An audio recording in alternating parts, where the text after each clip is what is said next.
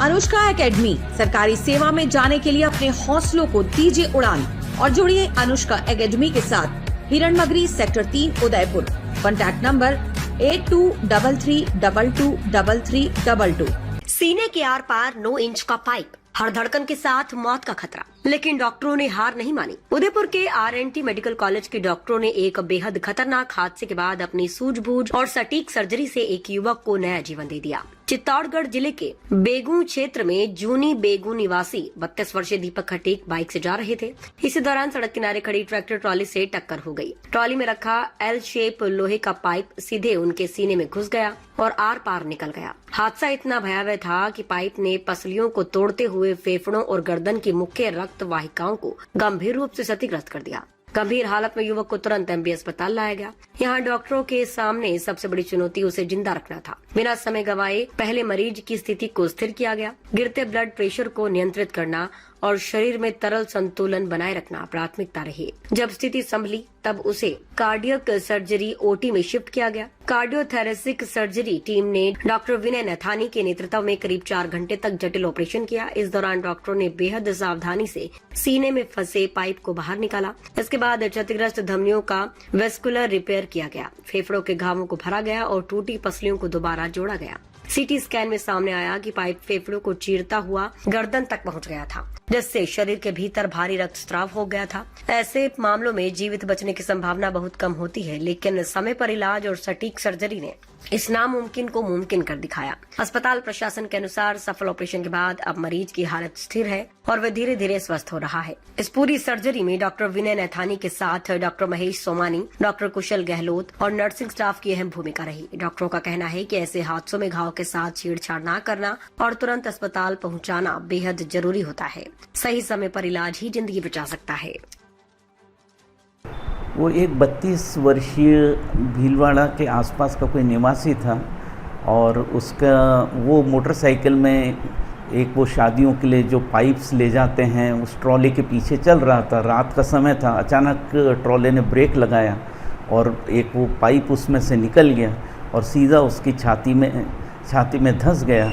उसकी सारी पसलियाँ तोड़ते हुए और फेफड़े को क्रॉस करते हुए उसको फोड़ते हुए और सीधा फिर एपेक्स ऑफ द लंग, मतलब जो छाती का जो ऊपरी भाग है उसको फोड़ते हुए और फिर गर्दन में चला गया। और इस कारण से उसके बहुत अतिरिक्त रक्तस्राव होने लग गया, बहुत तेज़ खून बहने लग गया। कुछ समझदार लोग भी थे वहाँ, जो खूब सारी भीड़ इकट्ठी हो गई। एक समझदार आदमी ने क्या करा कि उसी की शर्ट को फोल्ड किया और उस घाव में पूरी तरह ठूंस दिया, जिस कारण थोड़ा सा रक्तस्राव उसका कम हो गया और इस कारण उसका जो, नहीं तो वो वहीं मर जाता। और फिर क्या हुआ कि उन लोगों ने डिसाइड करा कि इसको लेके चल जाते हैं। तो लेके जाएं कैसे, इतना लंबा पाइप था। तो पहले कटर को लाया और उस पाइप को कट किया और फिर उसके बाद उसको महाराणा भोपाल में लेकर आए। महाराणा भोपाल में जब तक वो पहुंचा तो वो शॉक में था। तो शॉक में होने से उसका ब्लड प्रेशर और वो सब कंट्रोल में नहीं आ रहा था। फिर पहले उसको दवाइयाँ दी, उसको फ्लूइड दिया, ब्लड दिया, फिर उससे उसका थोड़ा ब्लड प्रेशर आ गया। ये हमने उसका फ़ायदा उठा के फटाफट CT स्कैन करा दिया। CT स्कैन में की रिपोर्टिंग में डॉक्टर गहलोत ने बहुत सपोर्ट किया हमको। उन्होंने एक्यूरेट डायग्नोस दे दिया और कहा कि ये फेफड़ा भी फटा हुआ है और ये तो गर्दन तक गया हुआ है और इसमें खून की बड़ी बड़ी नलियाँ फट गई हैं और ये है तो बड़ा सीरियस और डेंजरस मैटर है। अब देख लो आप लोग क्या करते हो। हमने उसको फिर ऑपरेशन थिएटर में तुरंत लिया, उसको खोला, छाती को और बड़ा करा खोल के और देखा सारी पसलियाँ टूटी हुई थी, फेफड़ा भी पूरी तरह से पाइप से फूटा हुआ था उसके कारण से और उससे हवा लीक हो रही थी, खूब सारा ब्लड इकट्ठा हो रखा था।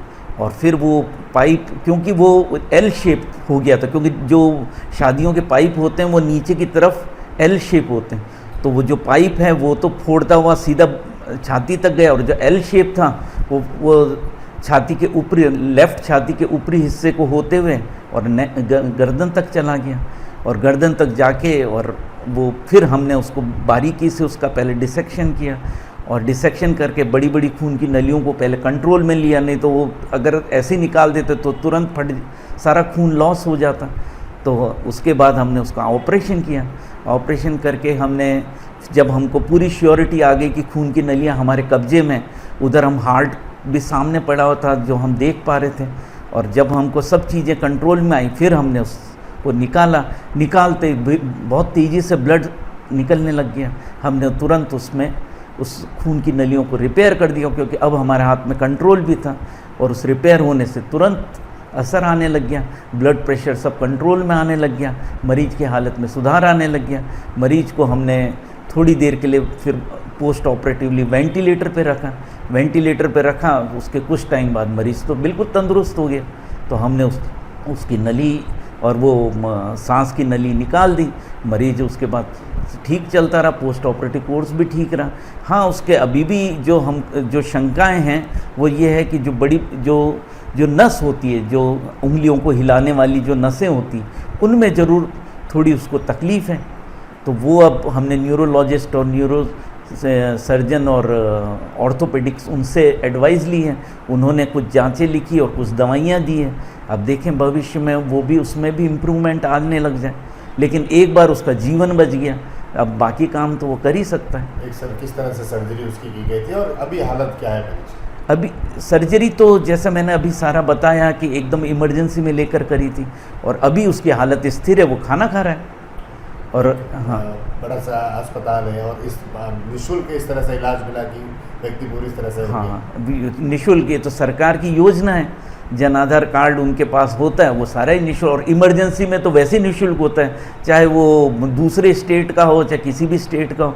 तो ये सुविधा से हमें भी सुविधा मिल जाती है कि हमारे ऊपर कोई बर्डन नहीं होता कि सामान है कि नहीं है कि क्या है, सब चीज़ें हमें वैसे ही मिल जाती है सर। हाँ जी, हाँ, चैलेंजिंग तो वो तो जिंदगी और मृत्यु तो आमने सामने खड़ी हुई थी। क्योंकि अगर ऑपरेशन के टाइम अगर खून की नली स्लिप हो जाती तो वो वहीं मर जाता, फिर तो कोई चांस ही नहीं था। लेकिन तकदीर से पहले हमारे पास इतना समय मिल गया, हमने उस लूप करके उस बड़ी बड़ी खून की नलियों को कंट्रोल कर लिया, फिर हम निकाल रहे। लेकिन निकालने के टाइम भी वो इतना तेज़ ब्लड आ रहा था कि वो अगर कुछ सेकंड ही रहता तो शरीर का सारा खून निकल जाता। ये 4 घंटे के करीब चला अनुमानित।